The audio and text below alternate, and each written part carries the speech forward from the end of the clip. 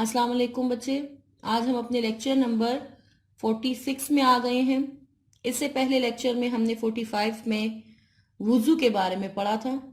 वुज़ू के हमने फ़राइज़ पढ़े, उसकी सुन्नतें पढ़ी, उसके मुस्तहब चीज़ों के बारे में जाना।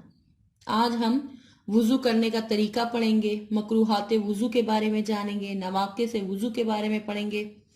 तो सबसे पहले बुक पेज नंबर 53 निकाल लें। वुज़ू करने का तरीका जो बुक में मौजूद है हम उसको पढ़ लेते हैं। तो सुने, वुज़ू का मसनून तरीका हस्बे झैल है। नंबर 1 है अच्छी तरह हाथों को धोना। 2 पे है 3 बार कुल्ली करना, यानी मुंह में पानी डालना। फिर है 3 नंबर पे 3 बार नाक में अच्छी तरह पानी डालना। 4 नंबर पे है चेहरे को पेशानी के बालों से थोड़ी के नीचे तक और एक कान की लो से दूसरे कान की लो तक अच्छी तरह धोना। 5 नंबर पे है कोहनियों समेत बाजुओं को धोना। 6 नंबर पे है सर का मसा करना, जो मैंने आपको बताया फर्ज है।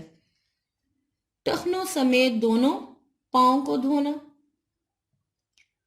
8 नंबर पे है वुज़ू करते हुए ये ख्याल करना कि पहले जिस्म का दायां हिस्सा और फिर बायां हिस्सा धोया जाए। नंबर 9 पे है जिस्म के आज़ा को 3 बार धोना। अब बच्चे वुज़ू करने का तरीका जरा समझ लें। शुरू में मैं सीक्वेंस से आपको बता रही हूं कि वुज़ू करने वाला बच्चे पहले ये नियत करे कि मैं महज अल्लाह को खुश करने और उससे अपने अमल का सिला पाने के लिए वुज़ू करता हूं। फिर बिस्मिल्लाहिर्रहमानिर्रहीम कहकर वुज़ू शुरू करे। फिर उसके बाद वुज़ू के लिए पहले दाएं हाथ में पानी लेकर दोनों हाथों को घुटनों तक अच्छी तरह मल मल कर 3 बार धोए। फिर दाहिने हाथ में पानी लेकर 3 बार कुल्ली करे और मसवाक करे। और अगर किसी वक्त मसवाक ना हो तो शहादत की उंगली अच्छी तरह दांतों पर मल कर दांत साफ करे। और यानी अगर रोजे से ना हो तो 3 बार गरारा भी करे, यानी हल्क तक पानी पहुंचाए। कुल्ली करने के बाद 3 बार नाक में इस तरह पानी डाले कि पानी नथनों की जड़ तक पहुंच जाए, यानी जहां तक आप लोग नाक में पानी ले जा सकते हैं जड़ तक पहुंच जाए। और बाएं हाथ से नाक साफ करे। नाक में पानी डालने के लिए हर बार नया पानी ले। फिर दोनों हाथ मिलाकर यानी लप में पानी लेकर 3 बार पूरा चेहरा इस तरह धोए कि बाल बराबर भी कोई जगह सूखी ना रह जाए। मर्दों के लिए है कि वो दाढ़ी में क्या करे, खलाल भी करे, ताकि बालों की जड़ तक पानी अच्छी तरह पहुंच जाए। और फिर चेहरा धोते वक्त बिस्मिल्लाहिर्रहमानिर्रहीम और कलमा शहादत के बाद ये दुआ भी पढ़ लें अगर कोई पढ़ना चाहता है, अगर किसी को आती है। अल्लाहुम्मा बय्यिज़ वजही यौमा तबयज़ु वजूही व तस्वदु वजूह। तर्जुमा इसका है, ए अल्लाह मेरा चेहरा उस दिन रोशन फरमा दे जिस दिन कुछ चेहरे रोशन होंगे और कुछ चेहरे तारीक होंगे। अच्छा बच्चे, मुंह पर पानी जोर से नहीं मारना बल्कि आहिस्ता आहिस्ता पानी डालना है। और फिर पेशानी के बालों से लेकर थोड़ी के नीचे तक और एक कान की लो से दूसरे कान की लो तक अच्छी तरह आप लोगों ने चेहरा धो लेना है। और फिर कोहनियों समेत दोनों हाथ धोने हैं, यानी पहले दायां हाथ 3 बार फिर बायां हाथ 3 बार धोना है अच्छे तरीके से। और फिर हाथ यानी पानी से तर करके भिगोकर सर का मसा करना है। फिर कानों का मसा करो, यानी फिर मसा करना है। मसा सिर्फ 1 बार करना चाहिए। फिर 3 मरतबा दोनों पांव टखनों समेत धोने हैं। पहले दाना पांव और फिर बायां पांव धोना है।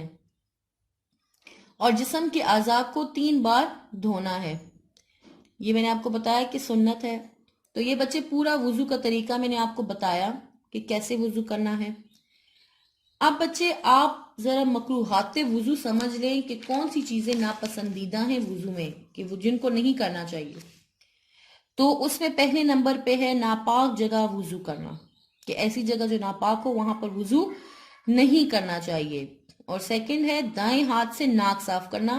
یہ بھی ناپسندیدہ ہے کہ ہم دائیں ہاتھ کی انگلی سے ناک صاف کریں.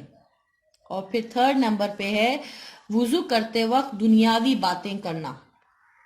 اور پھر اس کے علاوہ سنت کے خلاف وضو کرنا، یعنی کہ جو چیزیں بتائی گئی ہیں اسی طرح وضو کرنا. اب بچے نواقص سے وضو سمجھ لیں کہ کن چیزوں سے وضو ٹوٹ جاتا ہے. تو اس میں سب سے پہلی چیز ہے پاخانہ یا پیشاب کرنا، تو اس سے وضو ٹوٹ جاتا ہے. سیکنڈ نمبر پہ ہے ریح یا ہوا کا نکلنا. تھرڈ نمبر پہ ہے نماز میں کہکہا لگا کر ہنسنا، اس سے بھی وضو ٹوٹ جاتا ہے. منہ بھر کر قے کرنا یعنی وامٹ کرنا، الٹی کرنا. ففتھ نمبر پہ ہے لیٹ کر یا سہارا لگا کر سو جانا، تو اس سے بھی وضو ٹوٹ جاتا ہے. بیماری کی وجہ سے بے ہوش ہو جانا، اگر بعض لوگ ہوتے ہیں بیماری کمزوری کی وجہ سے بے ہوش ہو جاتے ہیں تو اس سے بھی وضو ٹوٹ جاتا ہے.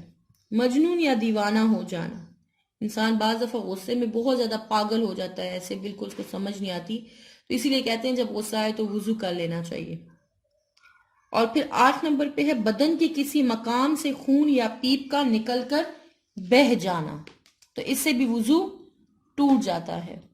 آپ کو بچے میں ایک تھوڑا سا واقعہ سنا دوں. حضرت امام حسن اور امام حسین بیٹھے ہوئے تھے کہ ایک شخص نے ان کے سامنے وضو کیا، تو وہ وضو صحیح طریقے سے انہوں نے نہیں کیا.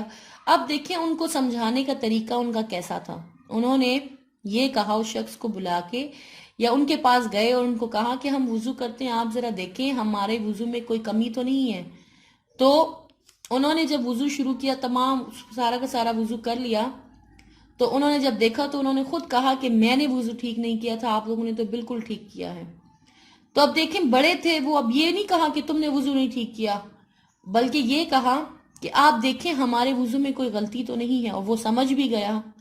تو اگر یہ بتانے کا مقصد، واقعہ سنانے کا مقصد یہ تھا کہ اگر آپ لوگ بھی دیکھیں، آپ لوگوں کے بڑے یا کوئی چھوٹے بچے اس طرح، تو آپ ان کو پریکٹیکل کر کے دکھائیں تاکہ ان کو سمجھ بھی آ جائے، آپ لوگوں کو ثواب بھی ہوگا اور وہ اس غلطی سے بھی بچ جائیں گے اور آئندہ وہ غلطی بھی نہیں کریں گے. تو بچے آج میں نے آپ کو وضو کرنے کا طریقہ بتایا، مکروہات وضو کے بارے میں بتایا، نواقص وضو کے بارے میں بتایا. ان تمام